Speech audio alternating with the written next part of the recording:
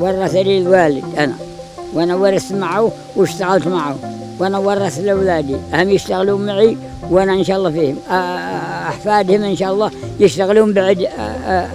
هذا المزرعة يعني أحدها عزيز عندي، حتى ومرار يمكن الولد إنها عندي أعز من الولد. بالنسبة للبن موروث، لابد يكون في عند كل شخص. زراعته يعني غريزة في الآباء، وانتقلت لنا نحن الأبناء ننقلها للأجيال اللي بعدنا. نحب نعرفهم من جودته، طبعا نقول جودته عالية، ويمتاز أنه أكثر كل المزارع عضوية خالية من المواد الكيماوية والأسمية.